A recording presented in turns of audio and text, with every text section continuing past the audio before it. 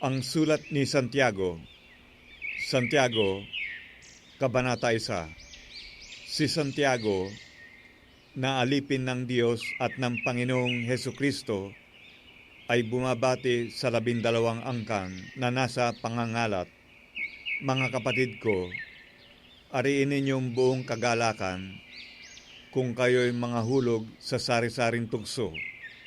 Yamang nalalaman na ang pagsubok sa inyong pananampalataya ay gumagawa ng pagtitiis.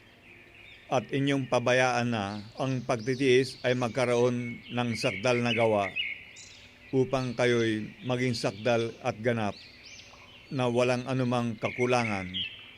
Ngunit kung nagkukulang ng karunungan ang sino man sa inyo, ay humingi sa Diyos na nagbibigay ng sagana sa lahat at hindi nanunumbat, at ito'y ibibigay sa Kanya. Ngunit humingi siyang may pananampalataya na walang anumang pag-aalinlangan, sapagkat yaong nag-aalinlangan ay katulad ng isang alon ng dagat na itinutulak ng hangin at ipinapadpad sa magkabi-kabila. Sapagkat huwag isipin ng taong yaon na siya'y tatanggap ng anumang bagay sa Panginoon. Ang taong may dalawang akala ay walang tiyaga sa lahat ng kanyang mga paglakad. Datapwat ang kapatid na mababang kapalaran ay magmamapuri sa kanyang mataas na kalagayan. At ang mayaman, dahil sa siya'y pinababa, sapagkat siya'y lilipas na gaya ng bulaklak ng damo. Sapagkat sumisikat ang araw na may hanging nakasusunog at naluluoy ang damo, at nangalalagas ang bulaklak nito, at nawawala ang karikitan ng kanyang anyo. Gayon din naman ang taong mayaman na malalanta sa lahat ng kanyang mga paglakad. Mapalad ang taong nagtitiis ng tukso, sapagkat pagkasubok sa kanya, siya'y tatanggap ng putong ng buhay na ipinangako ng Panginoon sa mga nagsisiibig sa Kanya. Huwag sabihin ng sino man pagka siya'y tinutukso, ako'y tinutukso ng Diyos, sapagkat ang Diyos ay hindi matutukso sa masamang bagay, at hindi rin naman siya nanunukso sa kanino man, kundi ang bawat tao ay natutukso pagka nahihila ng kanyang sariling masamang pita na hihikayat. Kung magkagayoy ang kahalayan, kung maipaglihi ay manganganak ng kasalanan, at ang kasalanan, pagka malaki na, ay namumunga ng kamatayan. Huwag kayong padaya, mga minamahal kong kapatid. Ang bawat mabuting kaloob at ang bawat sakdal na kaloob ay pawang buhat sa itaas, na bumababa mula sa Ama ng mga ilaw, na walang pagbabago, ni kahit anino man ng pag-iiba. Sa kanyang sariling kalooban ay kanya tayong ipinanganak sa pamamagitan ng salita ng katotohanan, upang tayo'y maging isang uri ng mga pangunahing bunga ng kanyang mga nilalang. Nalalaman ninyo ito, minamahal kong mga kapatid, ngunit magmaliksi ang bawat tao sa pakikinig, magmakupad sa pananalita, magmakupad sa pagkagalit, sapagkat ang galit ng tao ay hindi gumagawa ng katuwiran ng Diyos. Kaya't ihiwalay ninyo ang lahat na karumihan at ang pag-apaw ng kasamaan, at tanggapin ninyo na may kaamuan ang salitang itinanim na makapagliligtas ng inyong mga kaluluwa. Datapwat maging tagatupad kayo ng salita, at huwag tagapakinig lamang na inyong dinadaya ang inyong sarili, sapagkat kung ang sino man ay tagapakinig ng salita at hindi tagatupad, ay katulad siya ng isang tao na tinititigan ang kanyang talagang mukha sa salamin, sapagkat minamasdan niya ang kanyang sarili, at siya'y umaalis at pagdakay kanyang nalilimutan kung ano siya. Ngunit ang nagsisiyasat ng sakdal na kautusan, ang kautusan ng kalayaan, at nananatiling gayon na hindi tagapakinig na lumilimot, kundi tagatupad na gumagawa, ay pagpapalain ang taong ito sa kanyang ginagawa. Kung ang sino man ay nag-iisip na siya'y relihiyoso, samantalang hindi pinipigil ang kanyang dila, kundi dinadaya ang kanyang puso, ang relihiyon ng taong ito ay walang kabuluhan. Ang dalisay na relihiyon at walang dungis sa harapan ng ating Diyos at Ama ay ito: dalawin ang mga ulila at mga babaeng bao sa kanilang kapighatian, at pag-ingatan walang dungis ang kanyang sarili sa sanglibutan. Santiago, Kabanata 2. Mga kapatid ko, yayamang mayroong kayong pananampalataya ng ating Panginoong Hesukristo na Panginoon ng kaluwalhatian, ay huwag magtatanggi sa mga tao. Sapagkat kung may pumapasok sa inyong sinagoga ang isang tao na may singsing na ginto at may magandang kasuotan, at may pumapasok namang isang dukha na may damit na hamak, at inyong itanggi ang may suot na damit na maganda, at inyong sabihin, maupo ka rito sa dakong mabuti, at sa dukha ay inyong sabihin, tumayo ka riyan, o maupo ka sa ibaba ng aking tungtungan. Hindi ba kayo'y nagtatanggi sa inyong sarili at nagiging mga hukom na may masasamang pag-iisip? Dinggin ninyo, mga minamahal kong kapatid, hindi ba pinili ng Diyos ang mga dukha sa sanglibutang ito upang maging mayayaman sa pananampalataya at mga tagapagmana ng kahariang ipinangako niya sa mga nagsisiibig sa Kanya? Ngunit inyong niwalang puri ang dukha. Hindi ba kayo'y pinahihirapan ng mayayaman at sila rin ang kumakaladkad sa inyo sa harapan ng mga hukuman? Hindi ba nilalapastangan nila yaong marangal na pangalan na sa inyo'y itinatawag?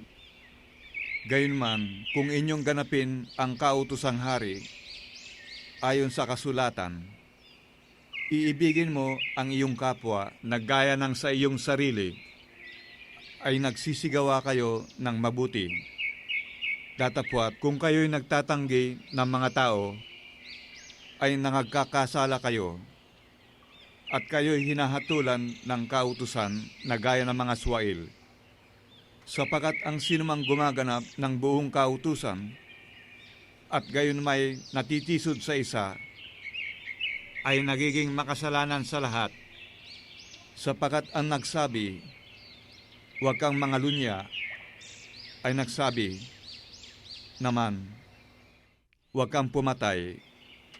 Ngayon, kung ikaw ay hindi nangangalunya, ngunit pumapatay ka, ay nagiging swail ka sa kautusan. Gayon ang inyong salitain, at gayon ang inyong gawin, na gaya ng mga taong huhukuman sa pamamagitan ng kautusan ng kalayaan. Sapagat ang paghuhukom ay walang awa doon sa hindi nagpakita ng awa. Ang awa ay lumuluwalhati laban sa paghuhukom.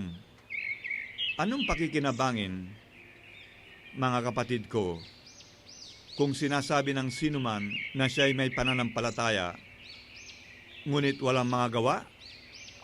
Makapagliligtas baga sa kanya ang pananampalatayang yan? Kung ang isang kapatid na lalaki o babae ay hubad at walang kakanin araw-araw, at ang isa sa inyo ay magsabi sa kanila, magsiyaong kayong payapa, kayo'y mangagpainit at mangagpakabusog, at gayon may hindi ninyo ibinibigay sa kanila ang mga bagay na kinakailangan ng katawan. Anong mapapakinabang dito? Gayon din naman ang pananampalataya na walang mga gawa ay patay sa kanyang sarili. Oo, sasabihin ng isang tao, ikaw ay mayroong pananampalataya at ako'y mayroong mga gawa. ipakita mo sa akin ang iyong pananampalatayang hiwalay sa mga gawa. At ako, sa pamamagitan ng aking mga gawa, ay ipakita ko sa iyo ang aking pananampalataya.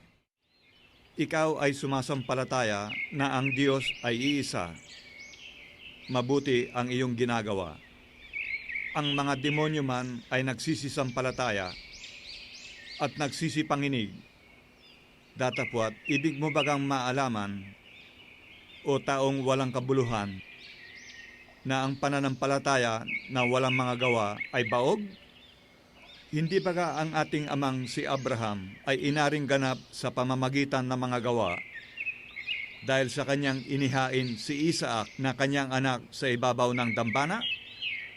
Nakikita mo na ang pananampalataya ay gumagawang kalakip ng kanyang mga gawa at sa pamamagitan ng mga gawa ay naging sakdal ang pananampalataya. At natupad ang kasulatan na nagsasabi, at si Abraham ay sumasampalataya sa Diyos, at yaoy ibinilang na katwiran sa kanya, at siya'y tinawag na kaibigan ng Diyos. Nakikita ninyo na sa pamamagitan ng mga gaway, inaaring ganap ang tao, at hindi sa pamamagitan ng pananampalataya lamang. At gayon din naman, hindi rin baga si Rahab na patutot ay inaring ganap sa pamamagitan ng mga gawa dahil sa tinanggap niya ang mga sugo at kanyang pinapagdaan sila sa ibang daan? Sapagkat kung paanong ang katawan na walang espiritu ay patay, ay gayon din ang pananampalataya na walang mga gawa ay patay.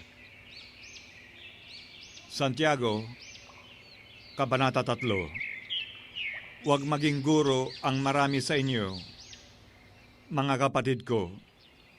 Yamang nalalamang tayo'y tatanggap ng lalong mabigat na hatol, sapagkat sa maraming mga bagay, tayong lahat ay nangatitisod. Kung ang sino man ay hindi natitisod sa salita, ay isang taong sakdal ang gayon. May kaya rin namang makapigil ng buong katawan. Kung atin ngang inilalagay ang mga preno ng kabayo sa kanilang mga bibig upang tayo'y talimahin, ay ibinabaling din naman natin ang kanilang buong katawan. Narito, ang mga daong naman, bagamat lubhang malalaki at itinutulak ng malalakas na hangin, gayunmay, sa pamamagitan ng isang lubhang maliit na ugit ay napapabaling kung saan ibig ng taga-ugit. Gayon din naman ang dila ay isang maliit na sangkap at nagpapalalo ng malalaking bagay.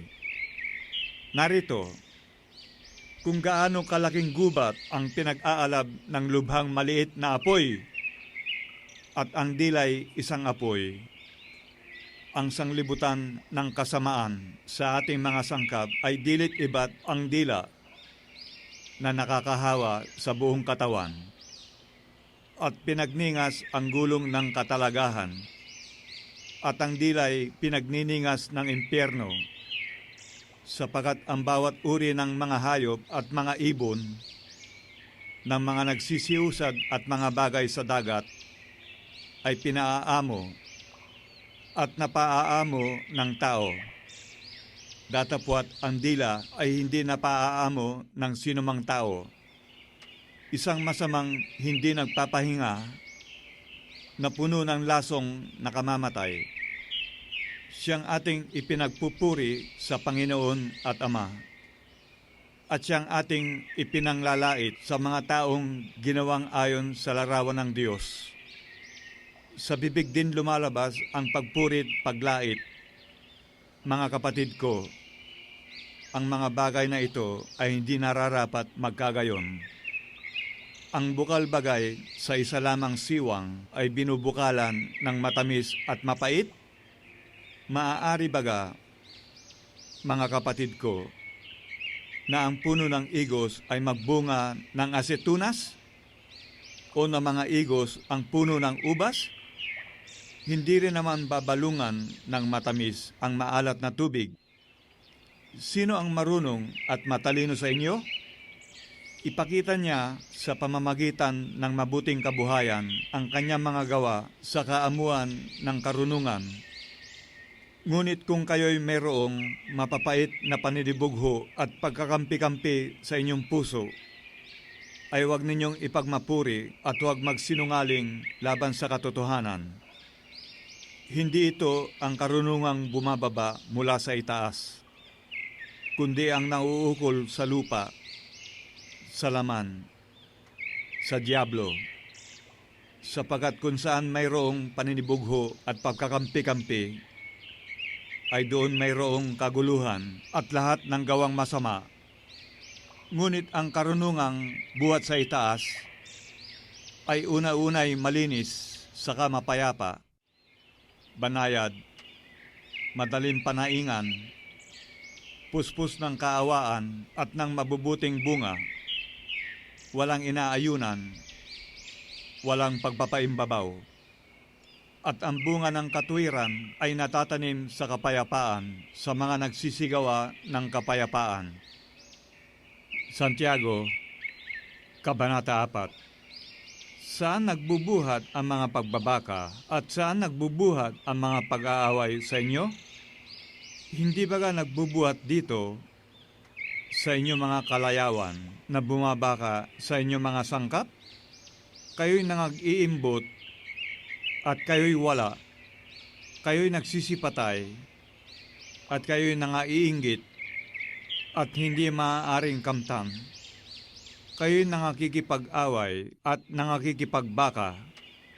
Kayo'y wala, sapagat hindi kayo nagsisihingi. Kayo'y nagsisihingi, at hindi kayo nagsisitanggap, sapagat nagsisihingi kayo ng masama, upang gugulin sa inyong mga kalayawan. Kayong mga ngalunya, hindi ba ninyo nalalaman na ang pagkikipagkaibigan sa sanglibutan ay pagkikipag-away sa Diyos? Sino man ngang mag-ibig na maging kaibigan ng sanglibutan ay magiging kaaway ng Diyos. O iniisip ba ninyo na ang kasulatan ay nagsasalita ng walang kabuluhan? Ang Espiritu baga na pinatira sa atin ay nagnanais hanggang sa kapanaghilian, ngunit siya ay nagbibigay ng lalong biyaya. Kaya't sinasabi ng kasulatan, ang Diyos ay sumasalangsang sa mga palalo, datapwat nagbibigay ng biyaya sa mga mapagpakumbaba. Pasakop nga kayo sa Diyos, datapwat magsisalangsang kayo sa diablo at tataka siya sa inyo. Magsilapit kayo sa Diyos at siya'y lalapit sa inyo. Mangaglinis kayo ng inyong mga kamay, kayong mga makasalanan, at dalisayin ninyo ang inyong mga puso, kayong mga may dalawang akala, kayo'y mangagpighati at magsihibik at magsitangis. Inyong palitan ang inyong pagtawa ng paghibig at ang inyong kagalakan ng kalumbayan. Mangagpakababa kayo sa paningin ng Panginoon at kanyang itataas kayo. Huwag kayong mangagsalita ng laban sa isa't isa. Mga kapatid, ang nagsasalita laban sa kapatid o humahatol sa kanyang kapatid ay nagsasalita laban sa kautusan at humahatol sa kautusan. Datapwat kung ikaw ay humahatol sa kautusan, hindi ka na tagatupad ng kautusan, kundi hukom. Iisa ang tagabigay ng kautusan at hukom sa makatwid bagay ang makapagliligtas at makapagwawasak. Datapwat, sino ka na humahatol sa iyong kapwa? Magsiparito ngayon, kayong nagsisipagsabi, ngayon o bukas ay magsisiparoon kami sa gayong bayan at titira kami doong 1 taon at mangangalakal at magtutubo. Kayo ngang hindi nakaalam na mangyayari bukas. Ano ang inyong buhay? Kayo nga'y isang singaw na sa sandaling panahon ay lilitaw at pagdakay napapawi, sapagkat ang dapat ninyong sabihin ay, kung luluobin ng Panginoon ay mga bubuhay kami, at gagawin namin ito o yaon. Datapwat ngayon ay nagmamapuri kayo sa inyong mga pagpapalalo. Ang lahat ng ganitong pagmamapuri ay masama, sa nakakaalam nga ng paggawa ng mabuti at hindi ginagawa. Ito'y kasalanan sa kanya. Santiago, Kabanata 5. Magsiparito ngayon, kayong mayayaman. Kayo'y magsitangis at magsihagulhol dahil sa mga karalitaan ninyong sa inyo'y darating. Ang inyong mga kayamanan ay mga bulok, at ang inyong mga damit ay ningangat-ngat ng tanga. Ang inyong ginto at ang inyong pilak ay kinakalawang na, at ang mga kalawang na ito ay siyang magiging patotoo laban sa inyo, at gaya ng apoy na lalamunin ang inyong laman. Kayo'y nagtipon ng inyong mga kayamanan sa mga huling araw. Narito ang kaupahan ng mga manggagawa na nagsiani sa inyong mga bukid, na iniring ninyo sa pamamagitan ng daya, ay humihibik, at ang mga hibik ng mga nagsiani ay nagsipasok sa mga pakinig ng Panginoon ng mga hukbo. Kayo'y nangabuhay ng tamasa sa ibabaw ng lupa, at nangagalak. Inyong pinataba ang inyong mga puso sa araw ng patayan. Inyong hinatulan, inyong pinatay ang matuwid. Hindi niya kayo nilalabanan. Mangagtiis nga kayo, mga kapatid, hanggang sa pagparito ng Panginoon. Narito, inaasahan ng magsasaka ang mahalagang bunga ng lupa, na may pagtitiis hanggang sa tanggapin ang ulang maaga at huli. Mangagtiis din naman kayo, pagtibayin ninyo ang inyong mga puso, sapagkat ang pagparito ng Panginoon ay malapit na. Huwag kayong mangag-upasalaan, mga kapatid, laban sa isa't isa, upang kayo'y huwag mahatulan. Narito, ang hukom ay nakatayo sa harapan ng mga pinto. Kunan ninyong halimbawa ng pagbabata at ng pagtitiis. Mga kapatid, ang mga propeta na nagsipagsalita sa pangalan ng Panginoon.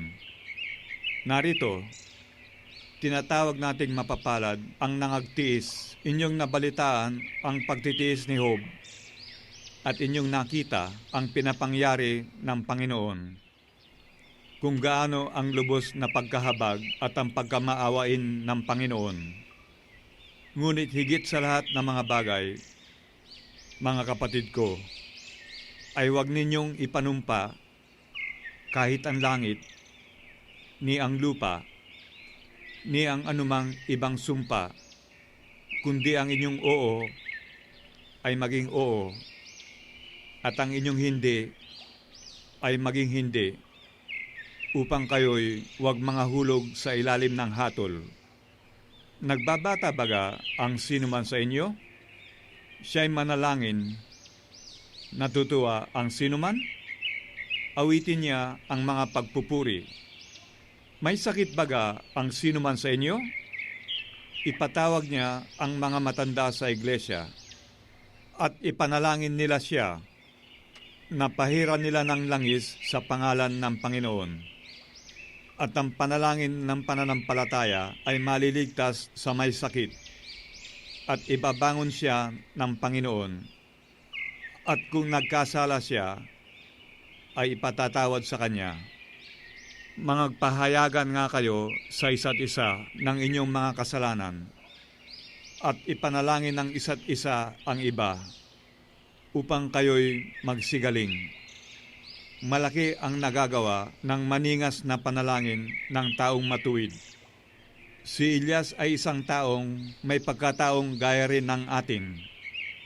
at siya'y nananalangin ng buong ningas upang wag umulan at hindi umulan sa lupa sa loob ng 3 taon at 6 na buwan. At muli siyang nanalangin at ang langit ay nagbigay ng ulan at ang lupa ay namunga ng kanyang bunga. Mga kapatid ko, kung ang sino man sa inyo ay nalilihis sa katotohanan at siya'y papagbalikin loob ng sino man, ay alamin nito na ang nagpapabalik loob ng isang makasalanan mula sa kamalian ng lakad niya ay magliligtas ng isang kaluluwa sa kamatayan at magtatakip ng karamihang kasalanan.